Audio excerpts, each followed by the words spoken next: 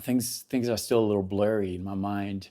I know it was November because the leaves were turning and it was getting a little chilly. It was the evening.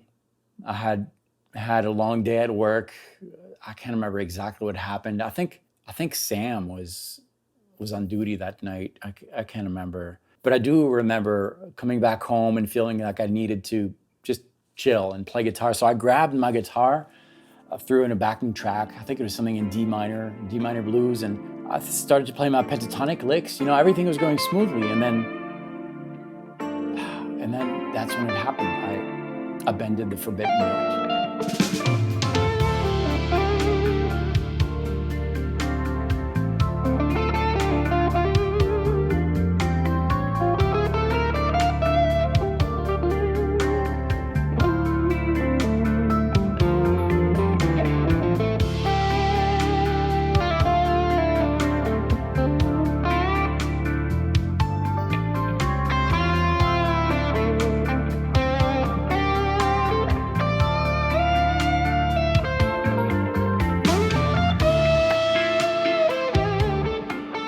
Hey, this is David. Welcome to this channel, which is all about helping you develop your musical personality on the guitar so that you can tell a better musical story. We're talking about bends today, and I'm going to give you some very practical steps to play with bends in a different way so that you can express other thoughts. It's very, very simple. First, let's take a look at what do we typically do when we approach bends. The context here is going to be D minor. Here's our backing track. You can download that for free with the charts. The link is below. And over this, typically we would play in that first position of D minor pentatonic, right? Nothing wrong with that. There's some great ideas that we can play in that. However, because that pentatonic scale is so familiar to our fingers are going to gravitate around these two bends, this one and this one. Now these bends are on the second and third string, and they use the ring finger. Why? Because that ring finger can be helped with the middle finger and the index just below, giving it more strength. Those are typically the bends that we start learning, and there's a lot of licks that we can play with those. I want to be very clear, there's nothing wrong with that. That's part of the vocabulary that musicians should know. It sounds great, it's almost expected, and that's fine. Now, what's happening here is that we're bending from a note of the scale to another note of the scale. So two proper pitches. If we're bending that note that is on the second string, 13th fret, in that case, we're bending the minor 7th to the root. If we're doing the other bend that is commonly used, the one that is on the third string, we are bending, in this case, the 4th to the 5th. So we're bending from one note to the next, and these notes are very stable notes. They're part of the 3-4 note arpeggios, typically 1, 3, 5, 7. And we're bending to another note of that arpeggio, 1, 3, 5, 7. Now, I want to be very clear. These two bends are totally fine. They sound awesome. Really, it would be difficult to create a musical statement that people would enjoy without these two bends. They're part of the everyday musical vocabulary that is expected. Just like real language, there are certain words in the English language that I could not go without. They're so useful. That's what these bends are. But there are other bends. Now, what do I need by the forbidden note? Well, nothing. That was just clickbait for you to... I'm just joking. A forbidden note, musically speaking, would be a note that is not part of your scale. Now, I use the term forbidden very loosely here. Of course, nothing is forbidden in music. If you look at the theory of a scale, you will have 7 notes, and these 7 notes are going to match the notes that are used in the chords. So in this case, this backing track, we have chords and fragments of ideas that all use that same scale, the D minor scale, D Aeolian, which is made of a 1, a root, a second, a minor third, a fourth, a fifth, a minor sixth, and a minor seventh. Within these notes, we have the notes that we bended, right? We had the minor 7th that we bended to the root, or we had the 4th that we bended to the 5th. These are fine notes. I'm bending from one note of the scale to another note of the scale. A forbidden note would be a note that is not in that scale. So for example, the minor second, that's not in the scale. That minor second, that clashes, right? Yuck. Or the major third, clashes completely. Or the diminished fifth, clashes too. Now you might say it clashes a little less because you're used to it. In blues, we use that.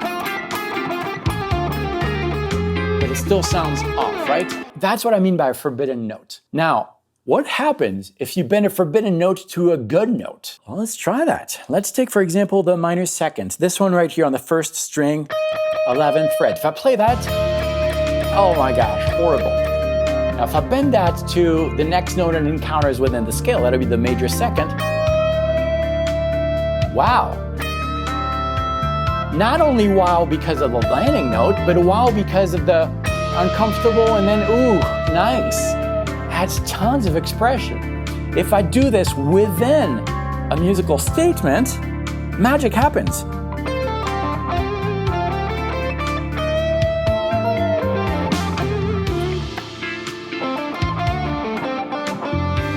I did it there again.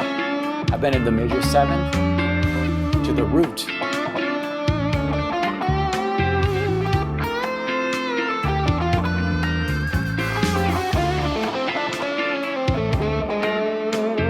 Of Jeff Becky, right? It sounds loose. It sounds perfectly imperfect, if you know what I mean.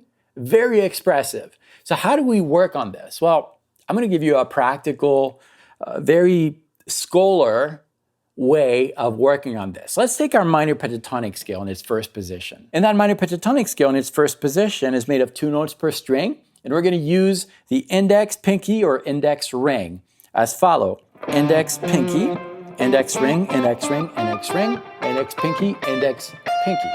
The middle finger is never used. That middle finger, if we respected 1 finger per fret, would be on the 11th fret. Now these 11th frets will sometimes be forbidden notes.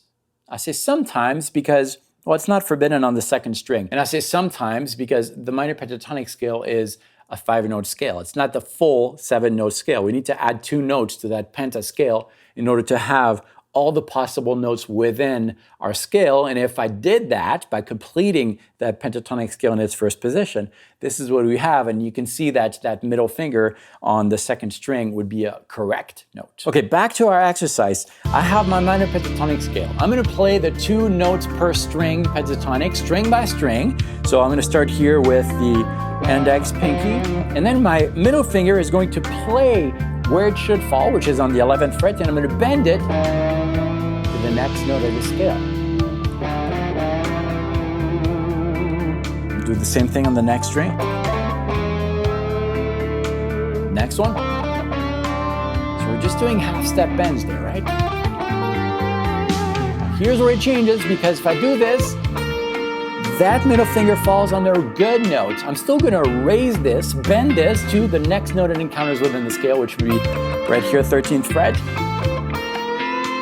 It's a full step bend, a little hard, so I can help the middle finger with the index. And then the last string, or the first string in this case, do something like that. All together.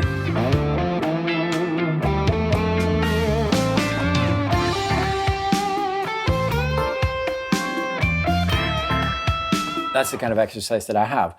This really helps your middle finger know how much pressure to put in order to reach the next note of the scale. Now, eventually, your fingers will do it automatically, but at first you really need to use your ears, maybe your eyes if you're looking at the scale, and then feel free to expand with all the other positions. Don't just do that though, because if you just go through these scales and play the exercise, well, you're never really going to make music. You're just focusing on the exercise. Do it a little bit, but quickly shift your creative mind, your musical mind on, so that you can incorporate this with the vocabulary that you already have. So we're going to try to do that. I'm going to phrase using that first position of minor pentatonic scale, try to be melodic, try to be interesting. And every once in a while, I'm going to try to inject into my playing those middle finger bends and see what happens.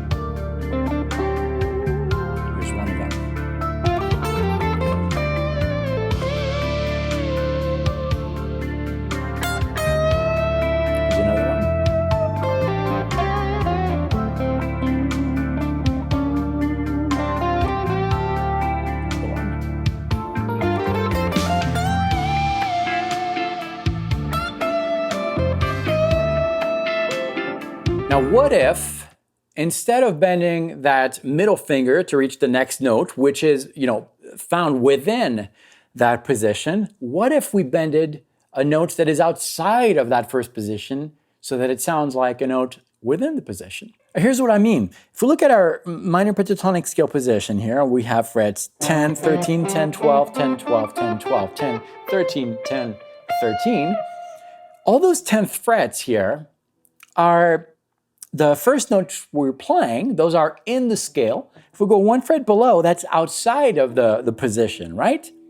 So we're going to bend those 9th frets so that they sound like the 10th fret, so it's just a half step bend. Now some of these 9th frets, most of them are going to be forbidden notes, right? They're outside. They really clash with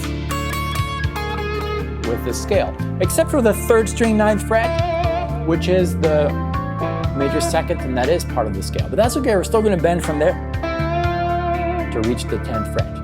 But we're not going to do it in the exercise scholar, very systematic way, because then it sounds like crap. We're not going to do that. We're going to inject that every once in a while. So we're going to phrase with D minor pentatonic, and every once in a while, instead of reaching for that 10th fret, we're going to reach for the 9th and bend it a half step. See what happens.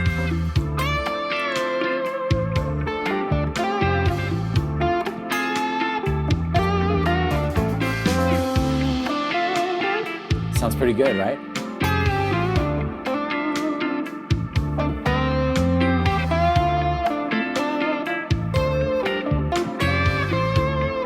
Now, add this to what we just did with the middle finger.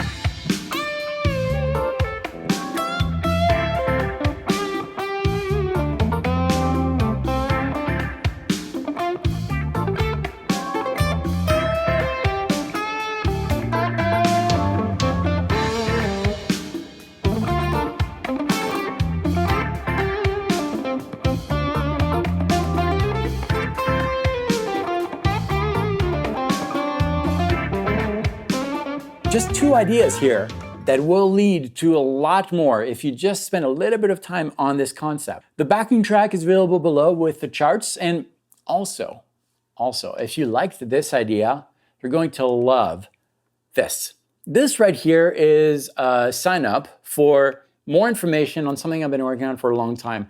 It's called the Primal Guitar Experience. Click here to sign up for free, and I will meet you in the next video. Thanks for watching. Practice well.